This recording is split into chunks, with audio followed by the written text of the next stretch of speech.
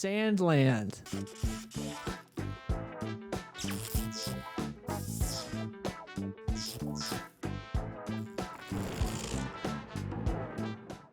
Dave was not excited about this. I'm thoroughly impressed, honestly. I'm honestly thoroughly impressed because, ladies and gentlemen, Adam has found a way to incorporate every single aspect of gaming that I do not enjoy into one game.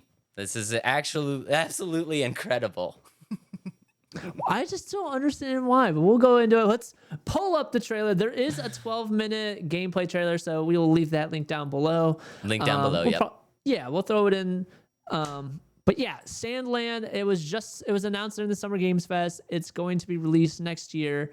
They just showed 12 minutes of gameplay, and I'm excited about this game for a couple of reasons. So let's go ahead and pull up the trailer right now. Bam is very, very excited. I am very excited. I will tell you why. Okay, Dave? I'll tell you why. You know what? Yeah, this is okay because you were not super excited about Armored Core. And you let me have Armored Core, which I really appreciate.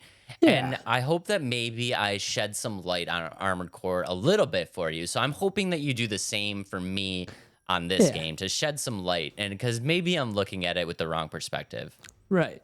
So what you're going to feel for right now is, so if you're just listening, is it's in a desert wasteland. And essentially it's based off of the manga SandLand.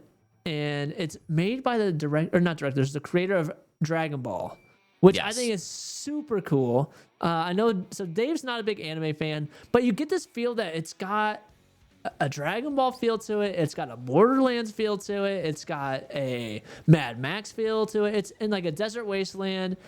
And essentially, like, you play as the demon, which they're living together, like a human demon situation. And you get to play as this character. His name is Beelzbub, who is the demon fiend prince, and like your goal is to defeat the greedy king who's got like the water supply, and it just looks fun to me. It's got like Dragon Ball feel to it, and like the animations are cool to me. It's open world, and yeah, and I'm just super excited.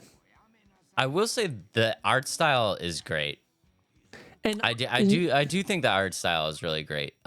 It's kind of, it almost reminds me of like what we talked about with Into the Spider-Verse, where it almost has that like kind of comic-y vibe. It's almost like the like if you guys were just listening, it has that style of like everything has a stroke to it, like a very defined kind of black line to it that makes it look like a drawing. A Dragon Ball feel. Yeah, very Dragon Ball feel. I do like that. Let me keep going. Yes, let me keep going. Let me keep going and excited like what this game is and why I'm excited. Adam has the floor, ladies and gentlemen. Let me talk about why I'm excited before you start crapping on it. Like, okay. So like I said, it's an action RPG, open world. It's made with Unreal Engine 5. I know we talked about that a little bit, so it looks cool. It's a desert open world. The melee animations to me look really good. Like the way the combat looks really good. Like I said, it's from Akira Toriyama. I think I said that right. From the creator of Dragon Ball. This is what I think is cool. Did I really? Let's go. Sweet. So this is what I think is really cool. And based off of the description of the game, it doesn't show too much of these mechanics in like the gameplay yet. You get to develop other like vehicles and tanks. Like you get to put the parts together and stuff like that, which I think is really cool. You get to build your base of operations into like a thriving city. So this is what like the description said. I don't know if they talked about it too much. And like I said, it's based off the Japanese manga series SandLand, and the plot is there's a world that is full of war and a natural disaster which destroys the water supply, and a greedy king has the control of it, and you're essentially trying to stop this greedy king and giving everybody water. And I think that's super cool, and I love it because it's got that Dragon Ball feel, it's got Borderlands feel to it, and then Mad Max. But there are a couple things that I am concerned about it, and we'll start off with the one is it almost feels empty as of like from the gameplay. yes, it's a big old desert, but I feel like there should have been more interaction, like more tanks, more stuff like that, just more things coming at you. Granted, they probably don't want to show everything in it like in the beginning, but that's one of my drawbacks for it. But I am excited about this game. But Dave, let's hear why you think it looks bad. Like I said, the art style is cool. The mechanics look playable. I do think being able to upgrade or kind of build your vehicles is cool, and I do like this like almost kind of mini sim city kind of vibe that they have on like building. I do like that stuff. Um, the main thing though is, and you talked about this with Armored Core, and I hate to copy exactly what you said, but to me this game looks flat and shallow.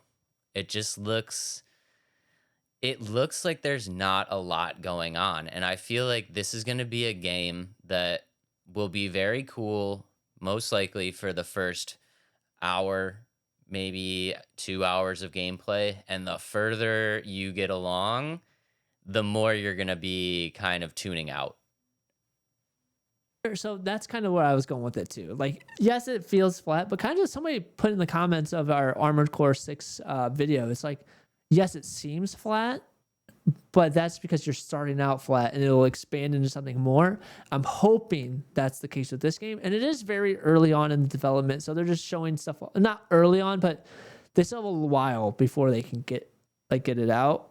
And yeah. I'm hoping that they add more substance to the game, because honestly, if they add more substance to this game and make it feel more busy, this game's going to, I think, going to feel and play really well.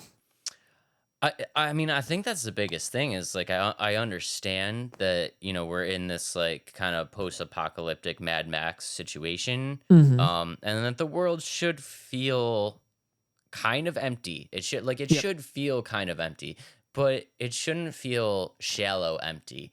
Right. Like, I don't know if you like Fallout players will tell you that Fallout, despite all of the issues that there were with Fallout, the world itself, even though desolate, does feel immersive. The Mad Max game, it felt immersive, even though we are in a post-apocalyptic. This doesn't give me that vibe. Like, I just wish I saw more, because in preparation for this, we started with Kong. I watched the Kong trailer, then I came back, and this was the second trailer that I watched. After Madden, of course. And I was just kind of noticing these eerie similarities of like how there was nothing in the Kong landscape, and then kind of the same vibe of like nothing in this landscape. And then I'm kind of going back and forth, and I'm like, why is this game getting shit on so much and this game is getting praised so much? Because they kind of have the same feel to them almost. And like I said, you guys know, I'm not the hugest anime fan, so already like I think the nostalgia of coming from the Dragon Ball Z creator just doesn't resonate with me personally. I'm sorry, it just doesn't. It just doesn't. And I know there's tons of Dragon Ball Z fans and anime fans that are excited for it, so that is kind of lackluster to me. I'm also like you said, there's melee combat, but there is a lot of shooting as well. I'm not a big shooter. I'm not a big vehicle guy either, so the vehicle thing kind of like doesn't really do much for me. I don't know. It's just I'm excited that this game is coming out for you. I'm excited that people are getting this game, because this game is going to appeal to a lot of people, and I think just for me personally, it just doesn't hit any of the key notes and what I'm looking for, and I hope that's okay. Like I know I'm gonna get lit up in the comments. I know it's not okay, but I hope it's okay. That like maybe this game just isn't for certain people, and I think I'm one of those people, and I think that's okay. But like I said, I don't think they're showing us all the cards on the table. I think they showed us very early on of like the early story. And I have a feeling that there's going to be some bigger cities and stuff like that, especially when you come up against the greedy king. Like, he's got to have some amazing looking stuff. If he doesn't, then that's where this game's going to fall flat. I agree with you, and kind of like where this game it looks flat, but I don't think they're showing us everything. Which I'm glad they're not, because if they showed us everything, it's like, wow, okay, I don't want this. Right.